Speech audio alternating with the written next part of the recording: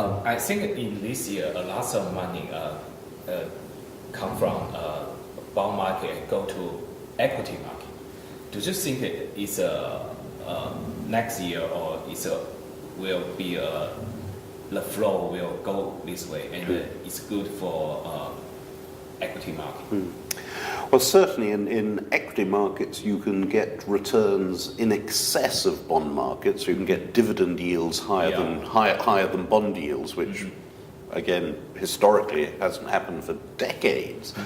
I mean, of course, you get far more volatility, so you might have a higher yield, but you can lose your capital. So it's not. I mean, I'm not suggesting that everyone should switch from bonds to equities because of the risk and volatility.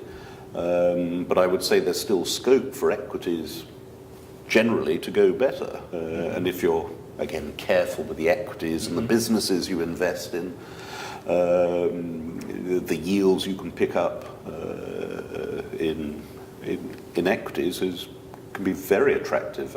But only for the long-term investor who can tolerate the ups and downs of equity markets, and they are unquestionably risky. So, can you suggest how about next year our portfolio? Should we make more exposure in equity? It depends how much you have to start with. But yes, I think I think there is more upside if you're careful in the equity markets, and then if you're looking at which equity markets, emerging markets, equity markets, there's probably more upside than developed. Can you tell us which market we can find in your data center? Which area have a more cheaper, good company in the emerging market? Oh, well, there's some very different places. You can find, and you'll be surprised to find, there's some really good companies in Turkey, for example, and you would think, oh, Turkey, that doesn't sound very interesting. But it's a bad market in this year. Yes. It's been terrible. But there's some amazingly well-run companies in Turkey. Brazil, there's some amazingly well-run companies. And then coming a little closer to home, places like Malaysia again. It hasn't got the best headlines for the last year or two. But if you do your homework, you can find some really good companies. Indonesia, India is maybe a more obvious market, which has a whole array of global leaders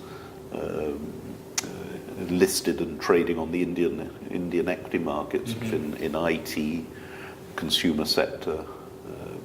So Indian market is, I think, maybe a lot of change because yesterday the money. Yes, I think all the politicians with their huge suitcases of banknotes will be a little upset. So there's change in India, and generally positive change in India.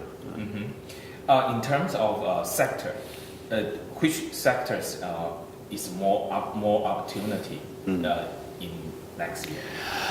I think ultimately you've probably got to look towards domestic sectors, so areas that don't just rely on a pickup in the global economy. So maybe more domestically orientated sectors, things that play particularly in emerging markets to the consumer, growing consumer wealth. Now that can be some very obvious areas, and if you look around Asia, it can be anything to do with education, which people value highly, anything to do with healthcare. Again, you've got to be careful to pick the right investments, but these are quite exciting areas. More broadly, it can be insurance, so companies like AIA, Prudential, sort of those companies with networks across the Asian region in particular, are seeing strong growth. So there are some strong growth markets. within an overall economy that's not very exciting.